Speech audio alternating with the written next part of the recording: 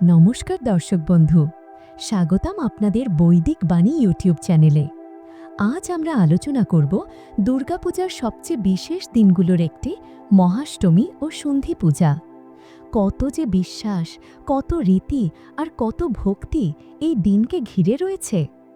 আজকের আলোচনায় আমরা জানব সকালের প্রস্তুতি, অঞ্জলি ও কুমারী পুজোর মাহাত্ম্য, মহাষ্টমীর বিশেষ মন্ত্র আর সন্ধি পূজার সেই রোমাঞ্চকর গল্প ও আচার। চলুন তাহলে শুরু করি। মহাষ্টমীর সকালে প্রথম কাজ স্নান করে শুদ্ধ বস্ত্র পরা। এরপর পবিত্র আসনে বসে মনকে স্থির করে নিতে হবে। করতে হবে আচমন, জল দিয়ে শরীর, বাক্য ও মনকে শুদ্ধ করার এক আচার। এরপর আসন শুদ্ধি ও পৃথিবীর কাছে প্রার্থনা যেন আসনটি পবিত্র হয়।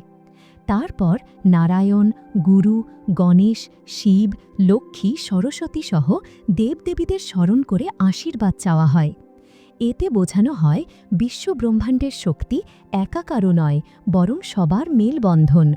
মহাষ্টমীর অন্যতম বিশেষ আচার হল কুমারী পুজো। 1 থেকে 16 বছর বয়সী কুমারী মেয়েকে দেবীর রূপে পূজা করা হয়। তাকে নতুন পোশাক, আলতা, সিঁদুর, ফল, মিষ্টি ও উপহার দেওয়া হয়। এর মাধ্যমে নারীর বিশুদ্ধ শক্তিকে সম্মান জানানো হয়।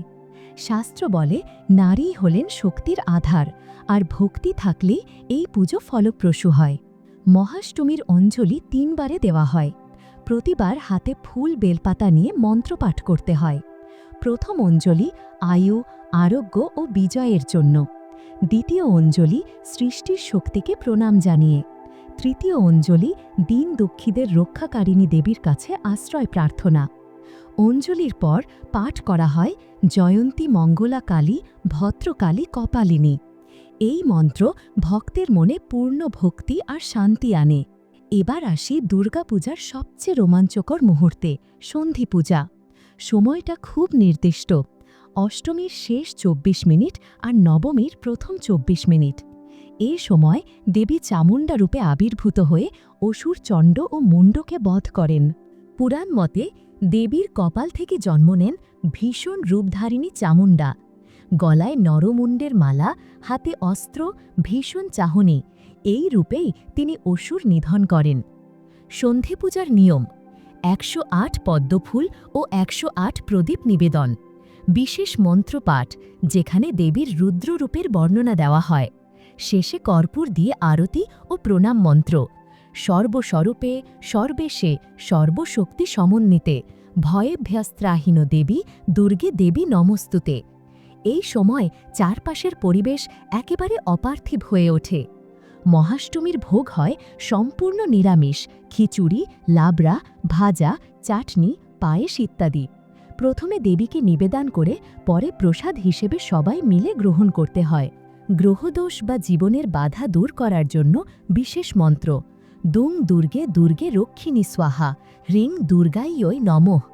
এই মন্ত্র 108 বার জপ করলে গ্রহশান্তি হয় বলে শাস্ত্রে উল্লেখ আছে। পুজোর শেষে অবশ্যই দেবীর কাছে ক্ষমা চাইতে হয়, কারণ মানুষ ভুল করেই থাকে। একটি প্রচলিত ক্ষমা প্রার্থনার মন্ত্র হল ওম মন্ত্রহীনং ক্রিয়াহীনং ভক্তিহীনং সুরেশ্বরী। এর মাধ্যমে আমরা জানাই হয়তো ভক্তি বা নিয়মে ত্রুটি হয়েছে, কিন্তু অন্তর থেকে করা এই পুজো যেন মা গ্রহণ করেন। এই ছিল মহাষ্টমী ও সন্ধি পূজার বিস্তারিত আলোচনা। আজকের দিনে শুধু নিয়ম মেনে চলা নয়, আসল উদ্দেশ্য হল ভক্তি ভরে মনের শুদ্ধতা অর্জন করা। আপনাদের সবাইকে জানাই মহাষ্টমীর আন্তরিক শুভেচ্ছা। জয় মা দুর্গা।